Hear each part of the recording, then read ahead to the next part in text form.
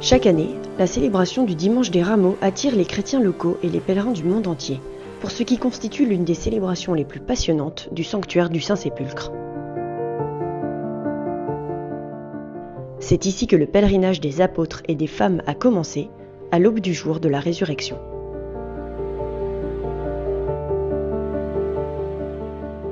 Le lieu saint le plus important pour le monde chrétien accueille chaque jour des millions de pèlerins du monde entier qui viennent vénérer le tombeau vide, lieu de la résurrection de Jésus. Un lieu vénéré par les rois et les papes, dont l'histoire est à la fois très ancienne et bien documentée. Dans ce court reportage, nous essaierons de suivre les textes bibliques ainsi que les signes laissés par les premiers pèlerins, en parcourant les vestiges archéologiques qui témoignent du passage des siècles.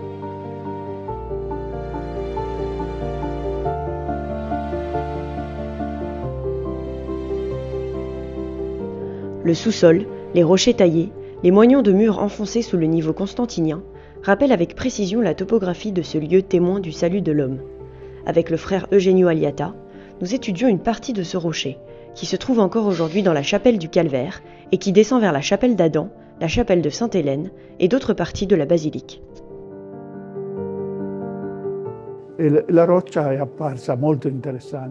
Ce rocher est très intéressant, car il témoigne de tout cet environnement qui s'est avéré être une grande carrière de pierre. Une carrière de pierre utilisée dans l'Antiquité, peut-être à plusieurs reprises. Ce type de rocher est appelé malaki, ce qui signifie royal en langue locale. Selon les évangiles, le calvaire se trouvait à l'extérieur de la ville. Or, à la période de l'Ancien Testament, la ville de Jérusalem ne s'étendait justement pas jusqu'à cet endroit.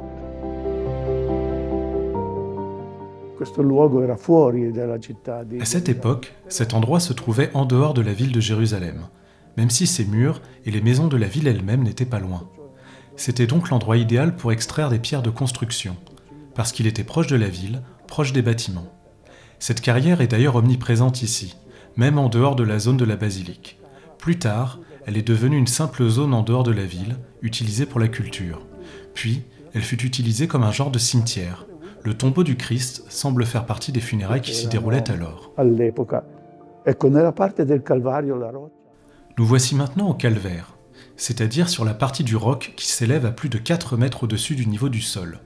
On dirait un rocher en saillie, et c'est ainsi qu'on l'appelle dans les sources.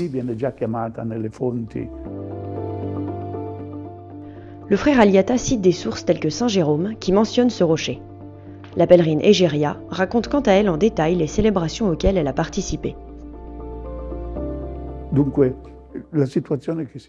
Ce que vous voyez aujourd'hui dans cette chapelle, connue sous le nom de chapelle d'Adam et qui se trouve sous la chapelle du Calvaire, témoigne de ce récit.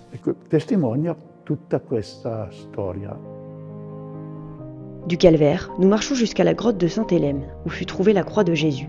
C'est là qu'étaient jetées les croix des crucifiés du Calvaire. Siamo in uno dei punti più profondi della cava. Nous nous trouvons dans l'un des endroits les plus profonds de la carrière, à 12 mètres au-dessous du rocher de la crucifixion. C'est également l'un des endroits qui a été fouillé, examiné et étudié par Virgilio Corbo, parce que la zone appartient aux franciscains et que, avec l'autorisation de ses supérieurs, il a eu la liberté de procéder à des recherches archéologiques.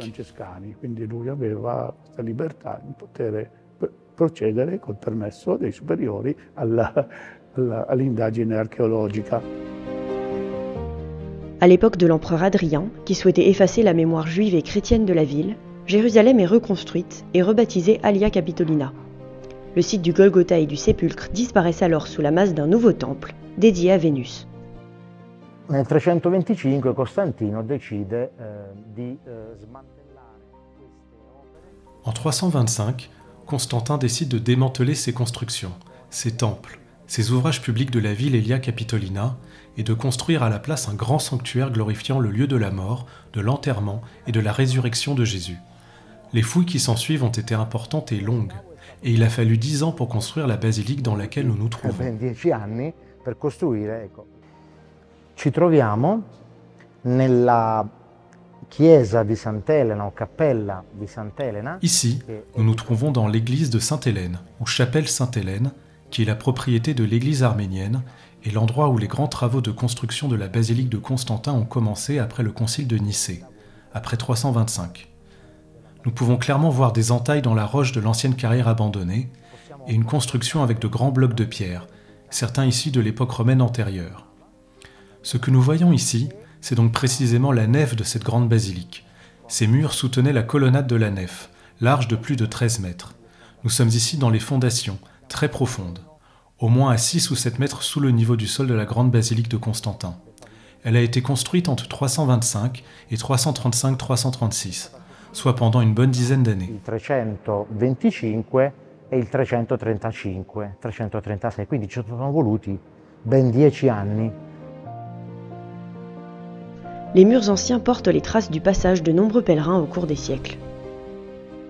Su questi muri medievali, di questa cripta, questa chiesa sotterranea. Regardons un peu les murs médiévaux de cette crypte, cette église souterraine qui commémore la découverte de la Sainte Croix. Nous voyons toutes sortes de croix graffitées. Certaines se ressemblent, tandis que d'autres sont très différentes. Toutes témoignent du passage de tous ces pèlerins, tous ces chrétiens qui, au fil des siècles, sont venus ici portés par leur foi pour visiter la basilique du Saint-Sépulcre. La basilica del Santo Sepolcro. Dans le prochain épisode, nous présenterons, depuis les premières fouilles archéologiques jusqu'à aujourd'hui, des témoignages qui confirment ce qu'ont laissé ceux qui ont été témoins des événements bibliques de ce lieu.